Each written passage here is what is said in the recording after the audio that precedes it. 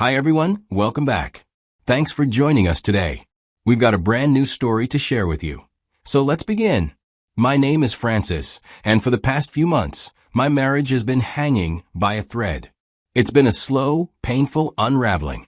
The kind where small disagreements turn into full-blown arguments, and even the simplest conversations feel like walking through a minefield.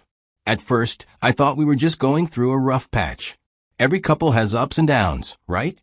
But the more I paid attention, the more I realized that something was seriously wrong. I won't lie, I have my suspicions. I believe my wife, Jemima, is seeing someone else. I don't have concrete proof, but the signs are there. The late nights with vague excuses and rumors are notable. People talk. I hear things. And the worst part? My gut is telling me that it's true. I've tried to catch her in the act, but she's always one step ahead. Every question I ask is met with defensiveness. It's exhausting. I find myself second-guessing her every move, replaying old conversations in my head, looking for the lie I might have missed. My 16-year-old daughter, Kendra, stays quiet when we argue, but I can tell it affects her. One evening, I got home earlier than usual that day.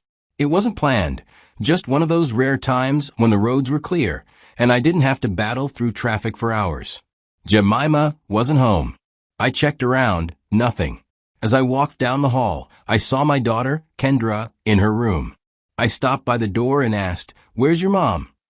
Without looking up from her phone, she said, "She went out this afternoon." That answer hit me the wrong way.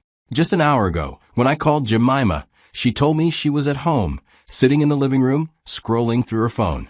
Now, I was standing in that same living room, staring at the empty couch where she claimed to be. I took out my phone and called her again. She picked up almost immediately. "Hey babe," she said casually. "You okay?" I kept my voice steady. "Yeah, just checking in. Are you home?" She didn't hesitate. "Of course. I'm in the living room." "Why?" I let that sit for a second. It's like lying came easy to her. I took a breath and then, in the calmest voice possible, I said, "I need you to stop lying because I'm already at home, and you're not here." Silence. That was the moment she realized she was caught. But instead of apologizing or admitting the truth, she did something worse. She pivoted. "Oh, I just stepped out for a quick errand," she said, her voice suddenly changing. "I needed to grab something from the store. I didn't think it was a big deal." I didn't say a word. I just ended the call. I stood there, feeling this deep, sinking feeling in my chest.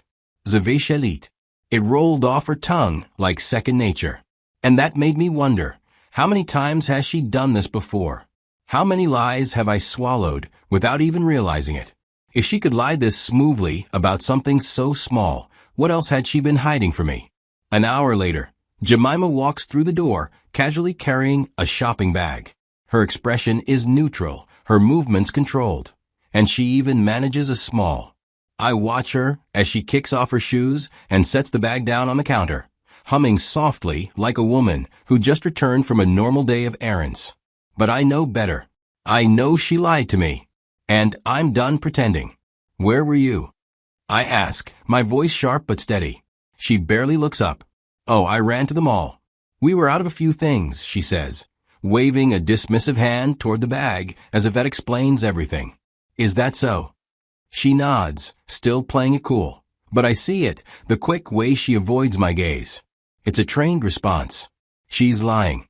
Again. "Jemima," I say, my voice lower this time, slower. "I called you an hour ago, and you told me you were home, sitting in the living room." Well, yeah. I had just stepped out when you called," she says quickly. "I didn't think it was a big deal." "Not a big deal? You lied. You didn't just step out, you were gone for hours. You weren't here. Kendra told me."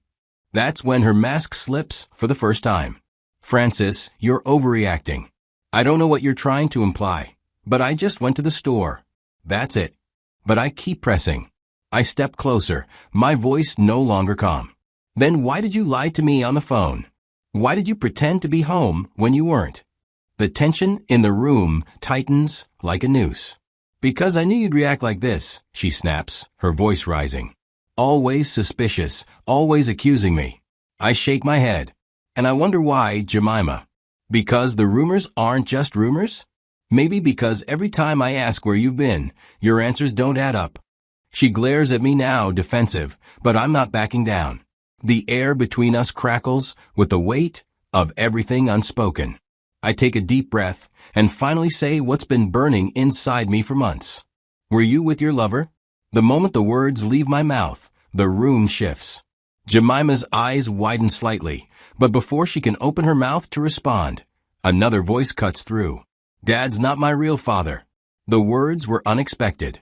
For a moment, I think I imagined it. The room goes still. I turn, slowly, to where the voice came from. Kendra stands there. My 16-year-old daughter just dropped a bomb I never saw coming. Jemima goes rigid, her mouth slightly open, but no words come out. My mind struggles to process what I just heard. What did you just say? I finally managed, my voice barely above a whisper. Kendra swallows hard, her eyes darting between me and her mother. But she doesn't back down. I took a DNA test, she says, her voice shaking. You're not my biological father. For a moment, I feel completely disconnected from my own body. You what? The words barely leave my mouth. Kendra hesitates. After your last fight arguing about infidelity and paternity, I couldn't stop thinking about it. I needed to know the truth. I took a secret DNA test, and it came back. You're not my real father. I turned to face my wife, Jemima, who suddenly snapped out of her frozen state. No, she blurted out, shaking her head frantically. That's not true. She must have made a mistake. But I wasn't stupid. I turned to my daughter. Do you have the results? Kendra hesitated, then nodded. She grabbed her bag, pulled out an envelope, and handed it to me. My fingers were ice cold as I took it. I unfolded the paper, scanning it with shaky hands. Probability of paternity, 0%. So you knew, I said to my wife, my voice barely audible. Jemima's mouth opens and closes, struggling for words. Francis, please, letting out a choke sob. She doesn't try to fight anymore or try to twist the truth. Because there's no running from this. Tears spilled down her cheeks. I never meant for you to find out like this, she whispers. I laughed. So you meant for me to never find out at all. She collapses onto the couch, burying her face in her hands. And then, between broken sobs, she finally says it. Kendra was conceived right before we got married. And just like that, everything makes sense. Now, I don't know how I'll ever recover from this. After that night, I couldn't bring myself to speak to Jemima unless I had no other choice. Every word felt forced, every interaction unbearable. I avoided her as much as I could, staying out of sight, keeping my responses short when she tried to talk to me. I spent most of my time alone, shutting myself in the study for hours or sitting outside trying to process the weight of her betrayal. But no matter how much space I tried to create, Jemima kept pushing her way in. She would knock on the door, sit beside me uninvited, or act as if things could go back to normal if she just kept trying.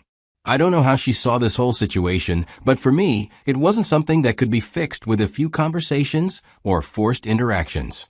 Betrayal like this doesn't just fade away. It lingers, it eats at you, and it makes you question everything. And no matter how badly she wanted me to move on, I couldn't pretend like her deception didn't tear apart the life I thought we had. Kendra took it the hardest. She blamed herself for everything. The guilt ate away at her, and I saw it in the way she carried herself.